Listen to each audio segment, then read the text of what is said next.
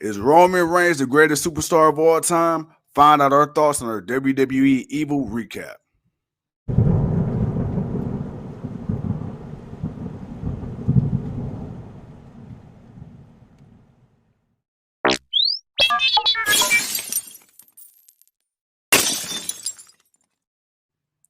Ladies and gentlemen, thank you for tuning in to another episode of Generation Wrestling Podcast. As always, it's yours truly, the 28-year-old piece of gold, the franchise, aka the showstopper, better known as the G.O.A.T's resident trouble chief.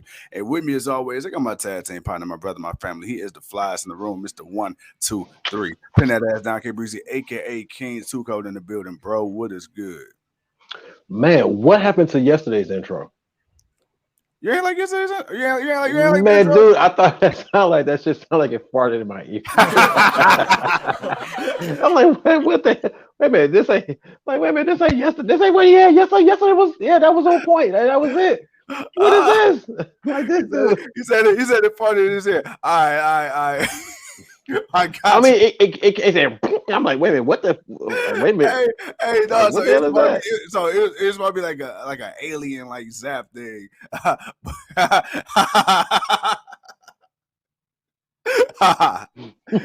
My man said it sound like a poop.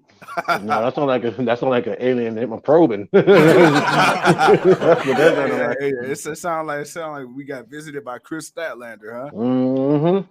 Oh man, all right, but Tuco, man, all jokes aside, bro, we are going to talk about some Roman Reigns, the final episode of season 1 of the WWE recap, WWE Evil series, Yeah. excuse me. Yo, man, we got the undisputed champ in the building.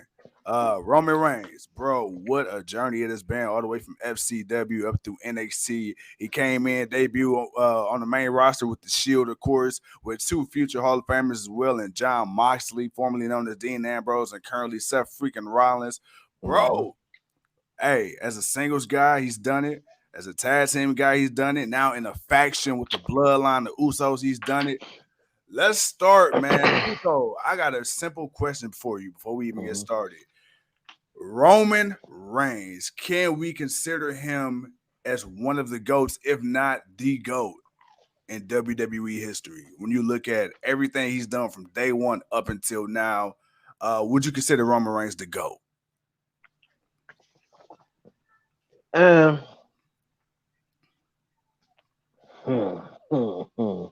I know that's tough. Yeah, that is tough. I don't know if I can. WWE just called John Cena the GOAT. Then before him, it was Hogan, and before him, so on and so forth. But they really pushing this GOAT narrative. Do you think he's earned that yet? No. And the reason I say that is because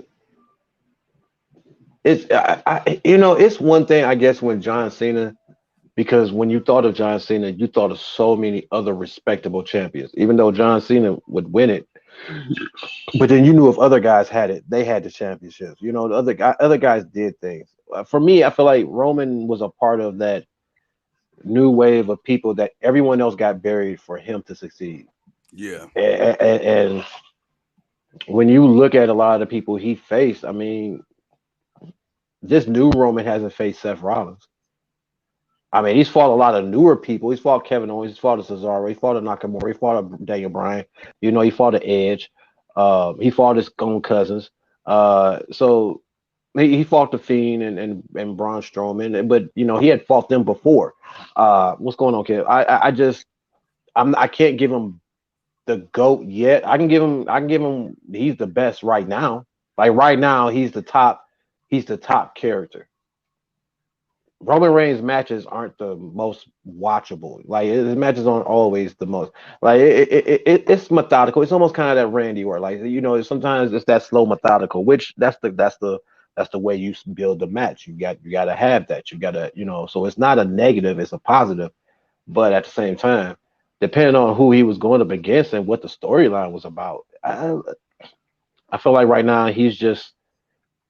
They don't have anyone else that can truly be compared to him. Drew can't be truly compared to him. Only person that can be compared to him is Brock. But as far as dominance, you can say Drew had a nice dominant year, but that came at COVID. So Drew didn't really get the full flourish of what he needed. But at the same time, when you look at the roster and what they got, It's like who are they gonna fight that's really credible? Where you don't look at it and you think that they're gonna run through a lot of these guys. So I can't give them the greatest of all time, but I can definitely give them the best right now.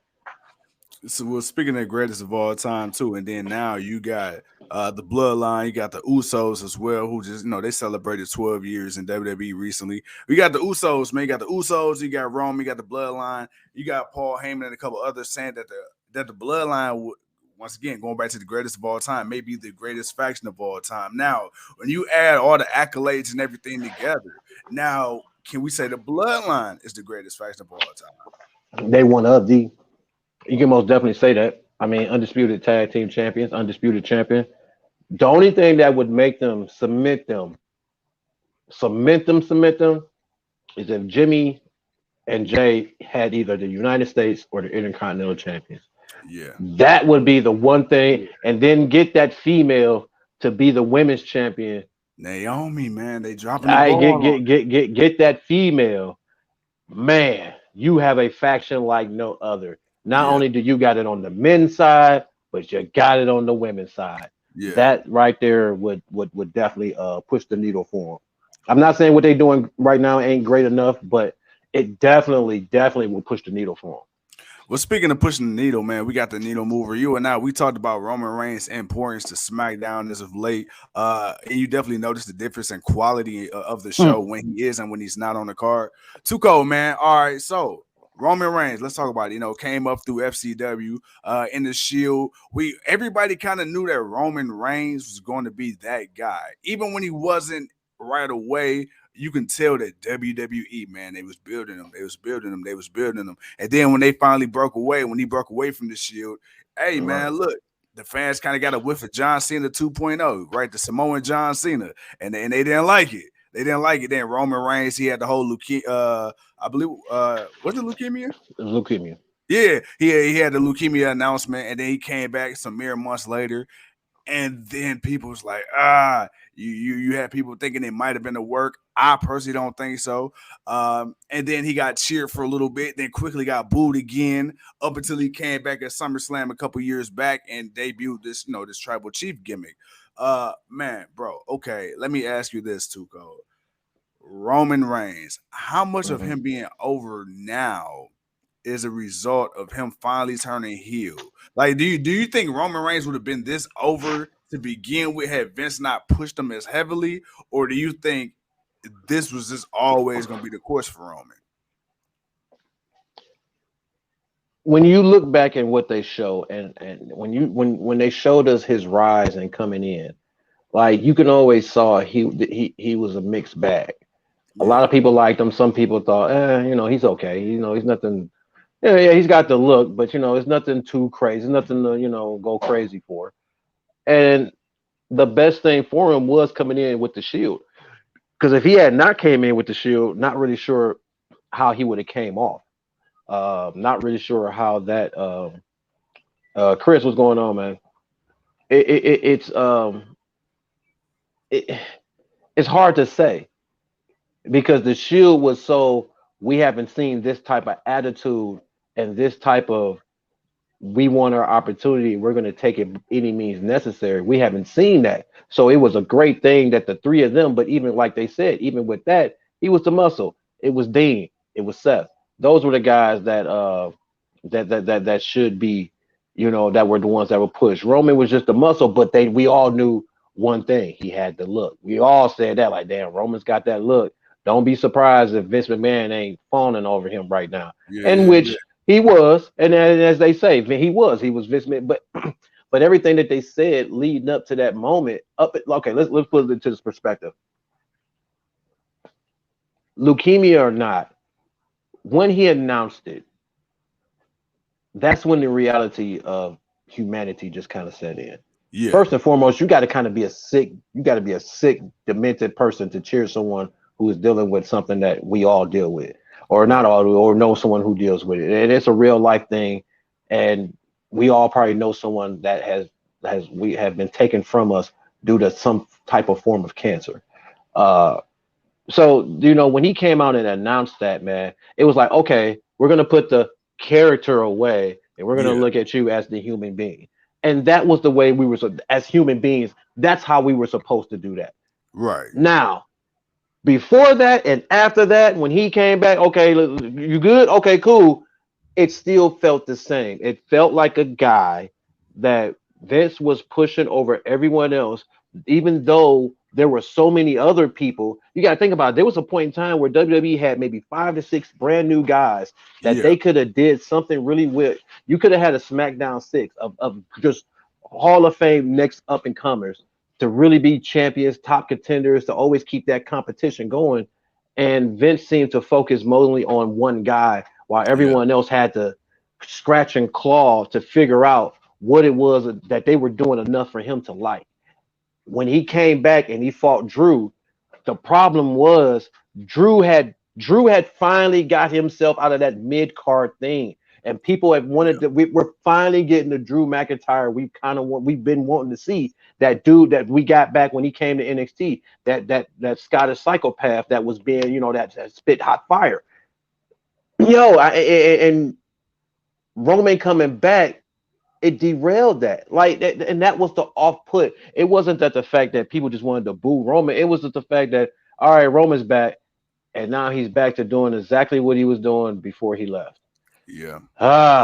Oh, this is not what I wanted to see. Like, people Right. wanted to see a good match, but let's be honest. I think people wanted to see Drew win because people wanted to see Drew finally. They're like, yo, he's that next dude. We want Yeah. to see him. That's how people felt about Bobby Lashley. That's why I say, man, it took them finally a few years, but they finally did it. But when he was gone, you had other people that stepped up, and the crowd was getting behind them. And we wanted to see them take that next step. And instead, you took us back to what you were forcing us for so long. And though we understood and we gave the man his respects and we wished him well due to what he had to deal with on the personal side, but on this wrestling side that we Right. pay our money to, that we are fanatic fans about, yeah, man, he was gonna get booed, and he should have got booed. But I understand the decision was for him to come back, have a credible match, and win on WrestleMania.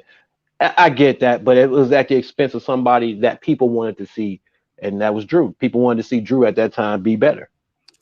Tuco, man. Like when we talk about Roman Reigns, you talk about The Rock, you talk about John Cena, we talk about Stone Cold, we talk about Hulk Hogan, we talk about Randy Savage and Sting and so on and so forth. But when you look at their impact and the legacy they left on the business, much like John Cena, right? John Cena, I feel like he's more appreciated now that he's gone than he was during the middle to latter part of his career because he just got tired of seeing him. But then when you kind of take away the the annoyance of Super Cena and you look at John Cena for who he was throughout his career, you could be like, yeah, John Cena had to go to shovel out. You know, John Cena got shoved down a lot of people's throats, but he also meant a lot and he did a lot for the business that we can now look back on and respect. Roman Reigns, do you think it's gonna be the same with him? Do you think Roman Reigns is gonna be that guy where, yeah, he's getting love now, but he won't truly be appreciated until he's out for a couple years, not on a full time roster, hell, not even on the part time roster? One, I'm not even sure if John Cena gets that respect that you're talking about now. Because Mm, first and foremost, Super Cena did not elevate talent. Super Cena buried talent. Not saying it was his doing, Vince's doing. This is what he wants. This is how it's going down. Nobody, and I understand you wanted that generational. And let's be honest, Austin was different, but Austin didn't win all the time. And I think yeah, that's what made Austin Austin. It was the fact that you just wanted to see him raise hell. yeah, You knew there would be moments where he would lose, but he rose hell, and that's the difference. John Cena became the new modern day Hulk Hogan. yeah, That was the yeah, problem. yeah, And the problem was, as when it started when he had a lot of established stars that were still recognizable names in the company. As it got to about 5 to 7 years, or well, by the time it got to like a couple of years of him being champion, a lot of those guys had faded out. Edge had been gone. Shawn Michaels had retired. Triple H was no longer wrestling. CM Punk had left. Daniel Bryan was between hurt and coming back and hurt and coming back. Undertaker was on his way out the door. Batista had left. You only had maybe Randy Orton and a whole bunch of other people that was never pushed in the spotlight or anywhere to be looked at as credible people. I Right. always say that. So the lighter part of his career, where he decided he wanted to be the United States champion and he wanted to have open challenges to put on matches to showcase other people, and then he was actually having really good matches with people Yeah. we didn't think he would have good Yeah. matches with. Yeah. That's when John Yeah. Cena decided to change. But by that Right. time, John Cena was doing movies, doing TV. He was on his way. He was on his way of Yeah. stepping out. Yeah. So I don't look at John Cena's. I'm not saying he didn't bring the company to a certain light, but we also have to recognize what that was. That was Mhm. kids and soccer moms. That was some grown folks, but it wasn't a lot of majority of the people. John Right. Cena had a John Cena had a dominance where TV ratings were going down year by year by year. Yeah, the company was making money off the merchandise and stuff, but people weren't watching Raw and SmackDown as much as you thought they were.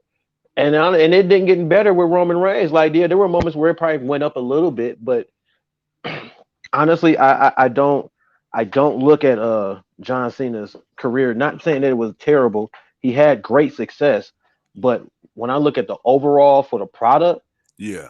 and just looking at everyone else, I don't. Who really came? Who else came out on top besides John Cena? See, that's my thing. Like it's one thing when you say, well, who came out on top with Austin? Well, you had The Rock, you had Triple H, you had Undertaker, you had Kane, you had a few quite, then you had Jericho, and then you had quite a few other people that were coming up. But that was I just named 4 to 5 different names that were on the same level. Right. Where it wasn't like that with John Cena. It was John Cena, and then it was Randy Orton, and then that was it. And then it may be somebody else that we want to give the fans a little surprise, but we're really not putting the title on them for that long. Right. And now, Vince, what has he been doing for the last couple of years? He's been bringing in old people because he can't trust the young people that he has. Yeah. You got to bring in the old timers just to kind of keep that cheap pop, to bring time some of the hardcore fans, the people who appreciated those people more. But honestly, Roman will probably be in the same boat with Cena. Um, he's doing a little different. His heel is doing different than his face turn. That Yeah. will be the difference. John Cena had a 15-year run. He started out as a heel before, then once he got to winning championships, he was Yeah. a face the entire time. Where Right. Roman Reigns started out as kind of a heel, baby face, now back to a heel. He's Right. switched characters a couple of times, and now it's working because now we feel like we're getting the true arrogant guy and people respect this side of him more because he doesn't feel forced, even though he is forced, but he seems more genuine. You seem to tend to believe this version of Roman Reigns than the one that pretended to come out and smile and do all that other stuff that people were just tired of seeing because John Cena did it for so long. Yeah. That's a part of the reason why it didn't work well for Roman Reigns. Is because we just saw this with Cena. We see the Shield, we see Kevin Owens, we see Finn Balor, we see all Yeah. these new people coming in, and a lot of people like them and they're good, and we want to see the flourish of this. Right. And we were getting stuck with just the same 1, 2 people, and everyone else was just there to sing and dance. Too cold, man. Before we wrap up Roman, I got a Nathan. He said, "Do you think viewers will go up with Cody as the champ?" Now, there's been a lot of talk, man. About Roman Reigns, losing one of his belts, and who will be the one to do so. Can you see Cody, man? I mean, I think at this point, and it might not be this year. It might not be, but I think WWE they put all this cachet behind Cody. Cody came back and day one said his goal is to win the belt his father never got. Do you think Cody could be the one to dethrone Roman Reigns? I personally feel like it should be Jey Uso. I feel like you gotta tie that off. No, there's 2 titles, so it depends on which one Cody gets. But um, Cody will be serviceable. I don't know if he'll be needle moving. Mm, We know what Cody brings now. We know what Cody will be allowed to do now. We know that it won't be so much as what Vince wants as it's what they both feel is right for what's the direction and the character and who there is, the story and all of that. Sure, but I don't know, man. I don't know if Cody Rhodes winning how long that nostalgia is going to wear off because to me it feel like it's already wearing off. Mm. Again, and maybe it's because I'm watching him in WWE and I'm watching him try to be AEW Cody in WWE. Right, right. Like that, and as much as people say, well, he's always been no. This version of Cody Rhodes was not in WWE. This version of Cody Rhodes was the independent AEW Cody Rhodes. And what he's trying to be here does not fit the mold of WWE. How many times can he come out and cut a heartfelt story and shed a tear and people continue to, after a while, AEW got tired of it. It's like, dude, Right, how many right. times can you do it? It's like, all right, man, we cool, but damn, bring it down some. Yeah. I'm not. I still the verdict is still out on Cody. Do I think he can get one of them belts off of Roman? Yeah, sure. I think he'll add that title to his name. He'll deservedly so, especially to the Rose name. Absolutely.